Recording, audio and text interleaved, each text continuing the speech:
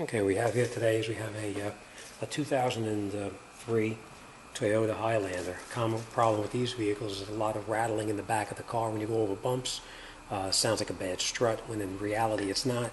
What happens, the joint here just wears out where the swivel is, and also in the back over here where the sway bar connects up to the frame, these bushings go bad all the time.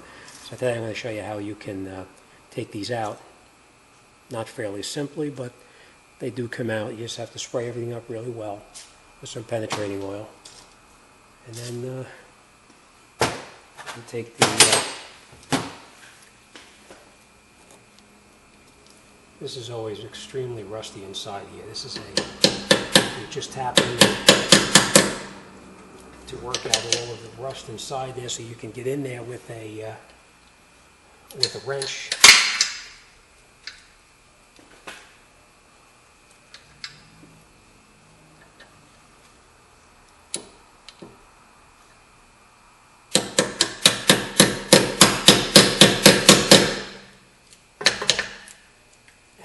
You clean out all the rust inside this Allen keyway right in here. What I normally do is I'll just take a wrench, put a wrench on it, hammer this in over the top of it, like this. Make sure it's in all the way. Once you're in there all the way, you grab your ratchet, you put it onto the nut, and then you use your wrench to remove it. You're just holding it with the ratchet. You're holding it through the center, and you're turning the nut to take the nut off. You're not going to try to turn the ratchet because you're going to strip out the Allen. So you just hold the ratchet nice and straight on there so it doesn't move, and you keep on working it until you take the nut totally off. And then it comes right out.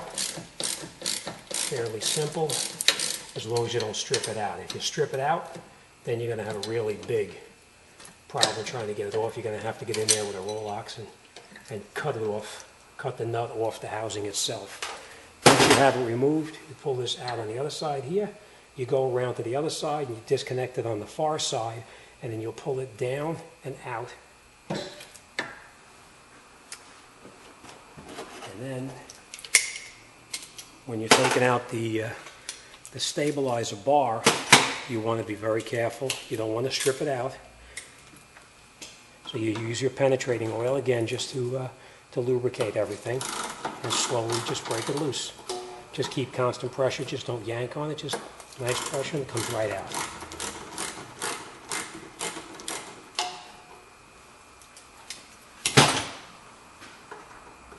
And you just go around to the other side, and you do the exact same thing on the other side, so that way you can pull the sway bar down so you can get underneath it to get these out on the bottom without stripping them out.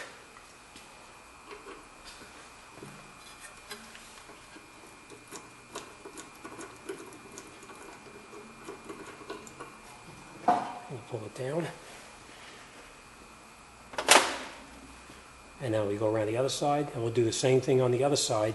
Disconnect it up on top on the strut, take that part down, pull the whole bar down, and now I can work a little bit easier down on the bottom here.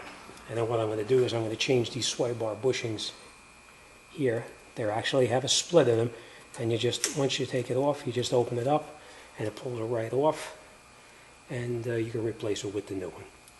All right.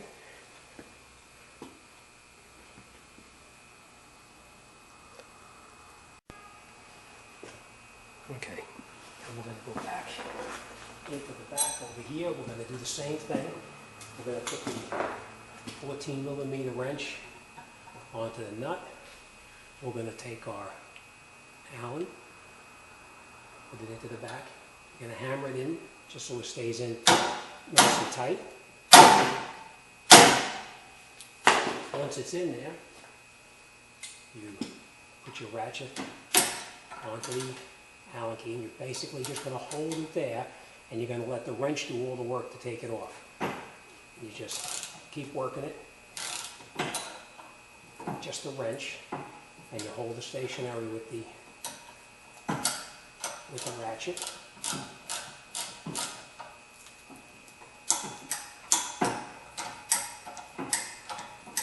And that comes right out. Unscrew it. And we're ready to put the replacement on. But I want to show you what I was mentioning about if the Allen key on the end of if this gets stripped out in here, the Allen hole on the top of the stabilizer link, what you got to do is you got to take a hacksaw or or some other tool to cut metal, and basically what you got to do is you have to take the link. This is the other side that I took off already, and what happened is the nut right in here, it's stripped out, so you couldn't get anything into it and there's no way to hold it. So what you do is you take a hacksaw and you cut the nut off in 3 different locations. You cut it across and then you just hit it with a hammer and it pops right out, and then you can put your replacement in. Okay, these are the replacements, and when you get the replacements, they come. They usually have grease fittings that you can put into them. As you can see, when they come from the store, they don't have the fittings in them. You screw the fittings in, and once you get the fittings in there, it's a lot easier to put it back onto the vehicle with the fittings installed. All right, so here we go. I'm going to put it back together. So let me get set up here, and we'll get started. Okay, as we talked about before, we're going to change the sway bar bushings also, and what we're going to do is we're going to first catch the bottom link in place where it belongs. Just catch it in there. Okay. You take your sway bar bushing, and remember how I said it was split? It's split.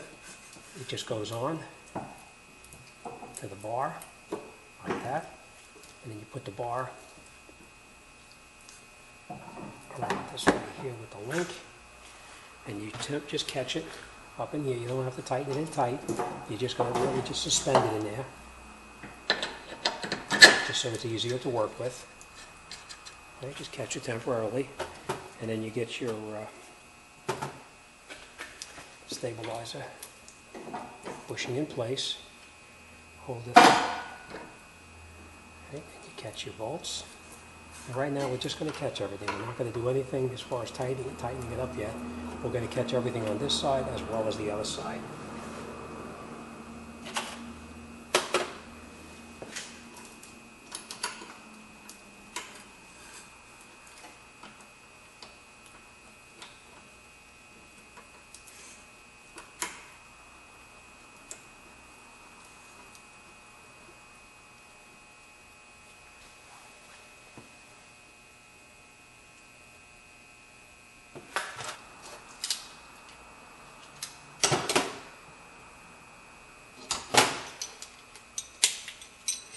Okay, now once you have the other side,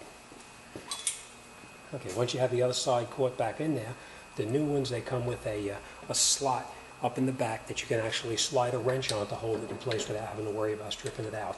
You put your ratchet onto it and just tighten it up.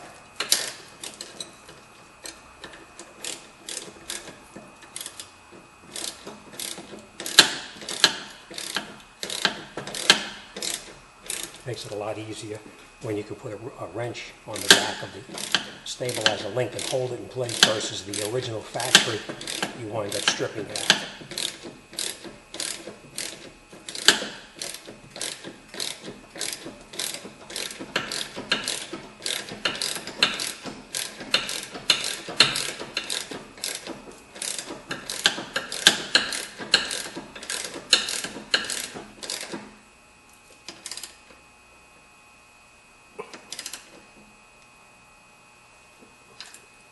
And then you just go down to the bottom and you do the exact same thing on the bottom.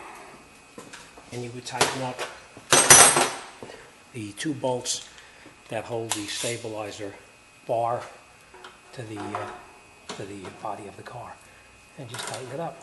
You don't have to go real tight. You just snug it in there. That's all.